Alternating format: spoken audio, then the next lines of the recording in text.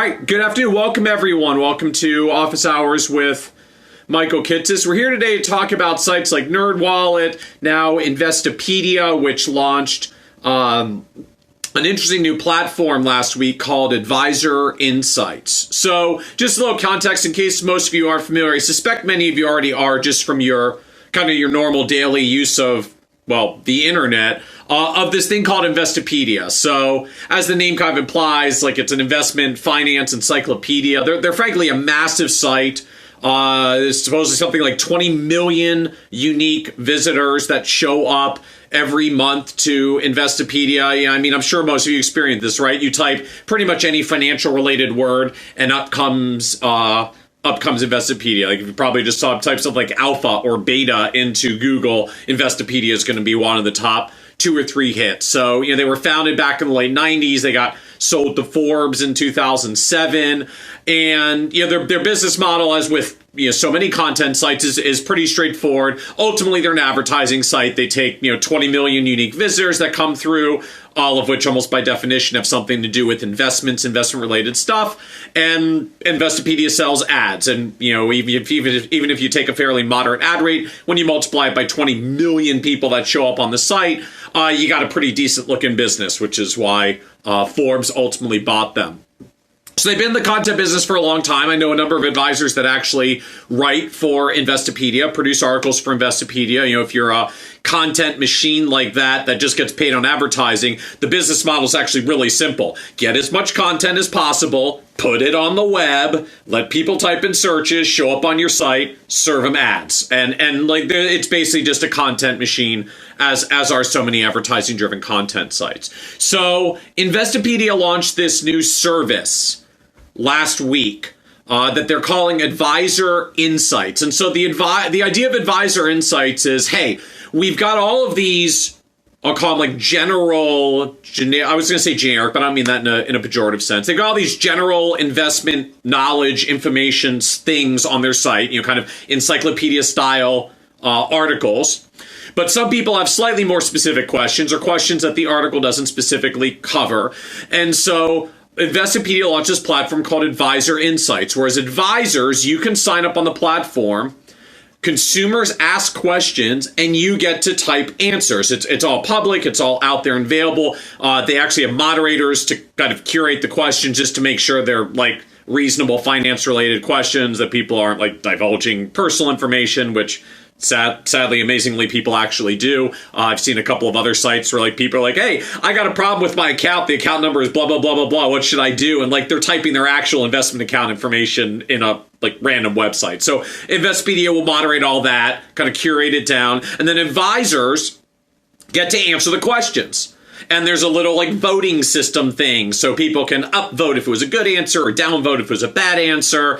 They'll kind of gamify the process. So advisors will get scored and tracked. In fact, if you go and look at the Advisor Insights page, one of the first things that you see is who are the top advisors, which means their answers have gotten the most upvotes and not downvotes. And then the advisors get a profile page where you can see the advisor, their kind of basic contact information, phone number, email address, a link to their website, a picture of them, little bio, and then all the questions that they've answered and their rating to it. So Investopedia started out with about 75 advisors. They're now saying they're hoping to really ramp up. They want to get 1,000 advisors up on this service. You don't have to pay anything to be on it. Consumers don't pay to ask questions. The whole thing is free. And they're even going out of their way to try to vet the advisors to make sure they're good quality advisors. So things like you got to have a CFP, you got to have at least 10 years of experience. I don't know if there are unequivocal requirements. Maybe if you don't perfectly fit that, you can still apply. But like they're going through a formal vetting process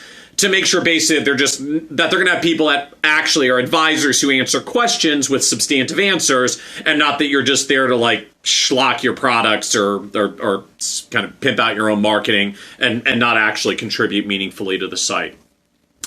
So I started getting questions about this almost as soon as the announcement hit. Investopedia basically said, hey, here's a great opportunity for advisors to build out their digital marketing presence by answering questions on our site. So is this a good deal? Is this something that advisors should do? So I'm going to make this really simple for all of you. No. No, it's not a good deal for advisors. It's really not. And with the utmost due respect to Advisor Insights, it's not a good deal for advisors. And here's why. Like, ultimately, why do we do this? Even when we throw out things like you'll get exposure, why do we do it? We're doing it because we're hoping to get clients, right? Like that's why we go down this road. But I'm going to ask you like a pretty simple question here. Honestly, how realistic is it that a consumer who types their questions into Google, finds Investopedia as an answer, chooses to ask a follow-up question, and gets like the most brilliant 2-paragraph answer from you to a fairly generic question where you have no ability to ask follow-ups? What does that really do to help you at the end of the day? And I'm not sure. I'm not sure how much that really helps. Austin is making some comments here. He's done the similar service on NerdWallet, and I guess has gotten a couple of follow-up, at least inquiries off of that. Austin, you're getting questions from other advisors about how to get on the site, or you're actually getting questions from prospective clients who would do business with you? And I'm curious, have any of them does business with you? I guess that's even a general question to all of you. Like, how many of you, any of you on here, have actually gotten paying clients off of this? Now, strictly speaking, I'm going to guess that at least a few of you gotten like a client at some point. I mean, just if you do enough things, you'll get some client from almost anything in sheer volume. But here's the challenge to it, and particularly for most of us that do comprehensive financial planning. This is not how people find comprehensive financial planners, right? Like, imagine it from this perspective. You're a contractor. You do contracting. Someone comes along and says, I got a great deal for you. You come and build my building for free, but since my building is right next to a major highway, millions of people who drive by the building will see that you're doing the contracting work on this building, and you'll get tons of exposure from the fact that this building is being built in a really visible place. So you should do the contracting work for free. What really ends up happening at the end of the day of that deal? You do a bunch of work for free, they get a building, and nobody who's driving by on the highway seriously calls you and says, your contractor work on that building looks so awesome. Please build my dream home for me. Like, it's just not really the dynamic. And even some of the comments that are coming through, for those of you who've gotten leads for this, they've tended to be hourly leads, which makes sense to me, right? People ask specific questions because they're looking for specific answers. Now, if you have some hyper-focused, in-depth area of expertise, I sort of get this. If you're the country's leading Social Security expert and you want to answer a couple of Social Security questions on this thing to keep driving visibility back to the fact that you're a leading Social Security expert, I kind of get that. And maybe you'll get some clients that want to pay you hourly advice now because they found you initially there and you're the country's leading Social Security expert. Of course, the caveat in front of all that is, first, be country's leading Social Security expert. Step 2, answer questions on Investopedia. Right, the problem is you need some kind of demonstrated, established expertise to engage people in the first place. And even then, frankly, you need a business model to match it. If you do hourly advice and you like answering one-off questions in exchange for a fee, maybe some of the flow you'll get from a site like Investopedia will work. If you're trying to do this simply because you want exposure and you're hoping someone who sees you on Investopedia is going to give you their life savings, I don't see it. I don't think it's realistic at all in any remote way, shape, or form. I mean, by definition, like, you're answering questions for free from people who would rather type their questions into Google or a free site rather than pay someone. And what do we ultimately get off of that? I mean, what do you really think is going to happen when you answer questions for free from a do-it-yourselfer who'd rather type their questions into Google rather than finding experts? They're probably going to keep typing questions for free into Google rather than finding experts. So, Austin, sounds like you've had answered a couple questions on NerdWallet, had one qualified client came through who actually engaged you for hourly work. So, again, I get it for the hourly end. If you've got some expertise, Austin, I know you kind of specialize in with Gen Y and focus there, so I get it on that end. But be cautious for most of you. And of course, the irony is Austin is noting this is help for him because he's a solo startup. So as he puts it, and I mean this in a kind way, Austin, but when you're getting started, you've kind of got more time and fewer clients. So throwing some time into wide-based opportunities may be appealing because you got the time available and you can do lots of different marketing efforts. Of course, the irony here is that Investopedia is really trying to focus on more experienced advisors where you actually already have more clients and maybe not as much spare time, and you have to focus your marketing efforts. And when I focus my marketing efforts in an area where I build someone else's house in exchange for exposure, I don't know about that. Elliot even asked the question, well, what about just doing this for exposure, because your pages come up on higher on Google? Well, yes and no, Elliot. The problem to this, particularly for advisors that don't necessarily have a whole lot of experience and exposure online already, what's going to happen? The number one page that's going to come up on Google now is not your site. It's Investopedia's site. So how do they get from 20 million users to 21 million people online? Because advisors who answer questions for them start driving traffic to Investopedia instead of driving traffic to their financial advisor website. It drives more traffic to Investopedia. I mean, I almost laughed at it. Like, Investopedia claims this as like a bragging right. Like, hey, great news. If you answer questions on our site, then when people type your name into Google because they're looking for you and they want to work with you, they'll come to Investopedia where we can sell them ads. And they frame that as though that's a benefit to you. Now, to be fair, if you look at the Advisor Insights pages so far, there actually is no advertising. It's pretty noticeable. But that's kind of a yet. Right, there's no advertising yet. It's kind of funny. There's a question out there on Quora, which actually is another open Q&A site that Investopedias even compare themselves to with this service. If you actually type "How does Investopedia make money?" into Google, you get a Quora answer. It's actually from the guy who co-founded Investopedia, and the entire article response to "How does Investopedia make money?" has one word. It's a one-word article. Can you guess what the word is? It's advertising, right? So we're taking a business that makes 100% of their money off advertising and says, hey, advisors, we'll give you the opportunity to answer questions for free online so that you can drive more traffic to our site. Anybody want to guess how long it is until Investopedia does what Investopedia does? I don't know. I mean, maybe it'll be 1 month, 3 months, 6 months, 12 months. I don't know how long they're going to nurture this thing. I'm sure they'll be tracking the traffic, but you can kind of see what's coming.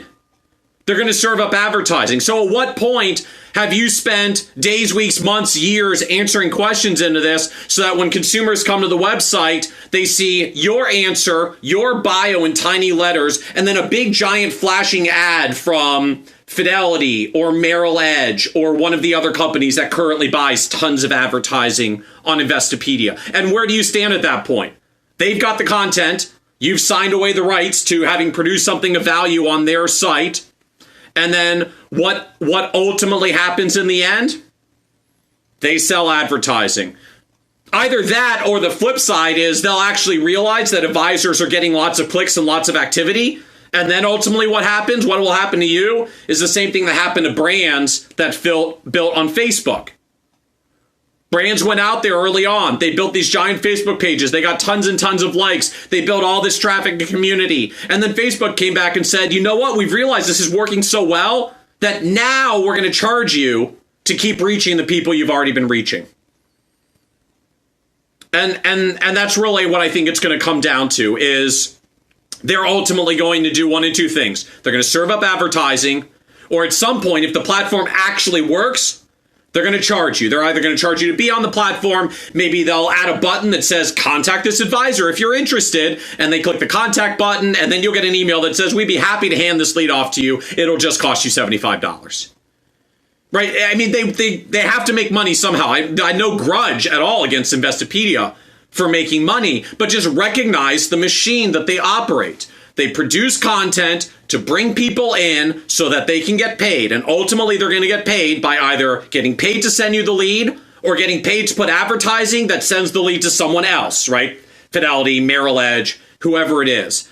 And all you end up doing, your role in this machine as the advisor that produces content, You're the contractor building their building. You're the one that's actually giving away your valuable expertise to build the economic value of their site and business, which they control in the long run. Right? Because they're going to have the content. If you decide to move on and do other things, they've still got your content to continue doing their thing. So I see some questions like, why doesn't Investopedia syndicate blogs over or take content over from your site? They don't want it. You know why they don't want it? Because they want to make sure they rank number one. And if they take content from your site, then ultimately they're not going to get Google organic search off of your site. Because the Google is very smart and realizes if the article was on your site first and Investopedia second, that yours originated it. They don't want content that's not going to drive traffic. That's not going to drive new organic traffic, because that's what they sell the advertising to.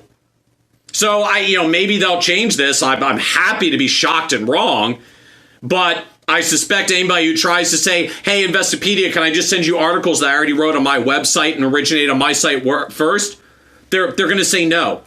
And the next challenge that goes with this, which Austin's bringing up, like, how are you converting this traffic? So for those who aren't familiar in the digital marketing world, convert means, okay, they came to your site, but how do you get them to do a next step to engage with you, right? If someone comes to your site, you control that environment. Hey, thanks for coming to my site. Here's an awesome giveaway I have that would be extremely valuable for you in exchange for your email address. You give me your email address, then I'm going to send you regular information that's really, really helpful. Now I'm building a relationship with you. I'm building a connection with you. Someday maybe you'll do business with me because I'm going to drip market you. I can create an entire marketing funnel that starts with, you come to my website, I give you something valuable, I get your email address in exchange, we start a marketing connection. You can't do that on other sites because it's not your site, it's their site, and they're not letting you get email signups for your list on Investopedia, Advisor Insights, or NerdWallet, or all of these other platforms. You're not building your value. You're building their value. You're building their business in exchange for what, frankly, I find is this ephemeral, you'll get digital marketing exposure so that something gets found, right? Elliot's even pointing out, they've been after me to change my bio to be something different than my website. Right, you know why? Because they want to make sure that their version of the bio is different than your version of the bio, so that when someone types your name into Google, they get their site so that they can get a page view to sell an ad, rather than, heaven forbid, your site actually coming up first when they type in your site, right? That they're systematically executing the model to make sure that any content you give them outranks your own stuff so that they're number one. Now, again, from the business end for Investopedia, like, this is a very good way to execute the model. I mean, they're doing all the things right. There's a reason why they're a big, valuable business. But you don't have to play this game, right? It's your choice about whether you're going to give away your valuable time, content, expertise, and the rest to their site. That's your choice. And be really careful about what you're giving away, what you're doing with your time. Again, kind of getting back to Austin's comment, if you're really a startup and you got more time than marketing ideas to execute, and you want to experiment with this as a little bit of extra channel, I guess not knock yourself out early on. I wouldn't go whole hog into it, but you want to experiment, and maybe you'll get a one-off hourly client lead, which if you have no clients is someone to pay you that's better than no one paying you. I get it on that end.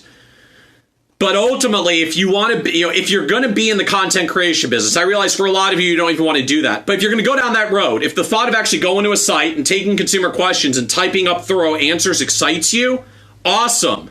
Do that on your site. Put it on your site. Make a frequently asked questions page from your clients. Make a blog once a week. Take a client question that comes in, answer it on your blog, create your own value. Start building your own building. Don't build theirs. Right? It really is that simple. I mean, you're actually seeing the glimpse of what Investopedia is doing. Investopedia has realized that you can build an entire business off of nothing more than take questions people ask, type an answer, put it on a web page, let Google find it. You can do that too. It's not unique to them. Now, I'll grant they have a little bit of a head start because they're freaking huge, but clients find them for generic stuff, right? They're the encyclopedia. No client is going to work with you because they Google what's the difference between alpha and beta, and like your site comes up in his answer, and they go, oh my God, this guy's got the most brilliant explanation of the difference between alpha and beta. I think I want to give him my life savings. Right? That's not how it's going to work anyways. Let them have the encyclopedia space. You don't want it. You don't need it. That's for information seekers who, more power to them to get great information from Investopedia. But if you want build value for you, what questions are your clients asking? Answer those questions. And that's how you build and execute. So Austin, you asked, how have you found info on how to build this on a website? Yeah, make a blog. Blog is nothing more than a list of articles on your website. So how do you build this on your website? Make a section, call it blog, call it frequently asked questions, call it our expert insights, call it whatever the heck you want. Once a week, take one question that a client has asked you that you think other people who are similar might have the same question. Write the question, answer it, put it on your site, and let people actually find their way to you. Let people who found your site already read through, see your expertise, understand your skill set. Make it into an automated mailing list that now anybody who signs up for your website gets your once a week answer every time you post it. You can automate that entirely. And now you're drip marketing by doing nothing more than answering one client question a week. That's all it takes to start building your business. And it's much more effective than handing away work. I like saying like maybe Investopedia can get us a tax deduction for pro bono work. It's not pro bono work. It's not pro bono. They're making money off of it. They're a for-profit entity making money off it. You're just giving them free money. That's the dynamic for it. That's ultimately what's being built here. Now, again, if you've got lots of extra time, I understand. If you're already a recognized expert in something and you want to occasionally dabble content on one of these sites, I actually get it. For those of you who have built a platform already, there's a whole interesting discussion about how do you build exposure for an already existing hub, and doing things like working with other sites, guest posting is the label in the blog space, actually can be a really effective means, but it only works when you build your foundation first. And your foundation is your website demonstrating your expertise with your content and a way to convert people who visit your site so that they actually have a connection for you. The easiest way, follow me on social media, give me your email address, something so that they can keep a connection to you in the future. You have to build your foundation first. If you give away everything to Investopedia and you have no foundation, you're not going to turn anything into business for you. You're just going to build business for them. So be careful with that. And I'm picking on Investopedia a little because they're kind of in the news cycle since they just did this. But there are a lot of sites out there that do this now. And they're all doing it because they've all realized that it works, parentheses, for them. Because advisors are so desperate for getting digital exposure without realizing that that doesn't actually mean anything, that we're willing to give away hours of our time and content and expertise to build other people's businesses in a manner that doesn't do anything material for our own. So build your business first. Build your foundation first. Take your expertise, put it up there for you on your site, and let people find their way to your expertise. And when you've got a thriving, active site, and we want to come back and have another office hours about how do you turn your thriving, active site into something even bigger by doing cross-posting, guest posting, working on expert services and all that, we can have that conversation. But, we publish a top blogs list. I know what most of you are doing out there in the blogging space. You're not at the point of building Investopedia's business. You're at the point that you got to build yours first. So I hope that's helpful. I hope that's helpful as questions. All right, so let me ask some things. So, Mike, I don't know if you're trying to troll me here. So just to clarify, build your Investopedia profile first. No. Build your profile first. Build your website first. Start with you. When you're already number one on Google and you're willing to let Investopedia be number 7 on the bottom of the first page, awesome. If you're not number one on Google, then I'll tell you exactly what's going to happen when you go to Investopedia. You're going to take whatever shot you had at being number one on Google on your own site anytime soon, and you're going to push it down to number 2 and 3, and you're going to get to the point where when a consumer refers you, right, one of your clients, hey, you should check out my advisor. They go online, they Google for you. They don't find your website. They don't find your business. They don't find what you do. they find Investopedia with an ad next to it that happens to have your name also, and, we'll see what happens. Maybe they'll click from there through to your website, but don't be fooled. If you start seeing traffic come through from Investopedia's bio page, it's probably not because consumers were, dazzled by the brilliance of your answer that they're coming through in droves. It's probably because they were searching for you and first found the Investopedia page by mistake and then passed through to get to you where they were trying to get in the first place. So don't put the extra impediment in the way. Don't give Investopedia chances to serve up ads and do things that makes money off of your prospect. Let your prospects find you. Build your foundation first. So I hope that helps as some food for thought. Thanks for hanging out with me today. Office Hours with Michael Kitces every Tuesday, 1 p.m. East Coast time. Hope all is well for you. Thanks for the tap love. And those of you who shared it out on Twitter, awesome. Greatly appreciate it. Have a great day. Take care, everyone.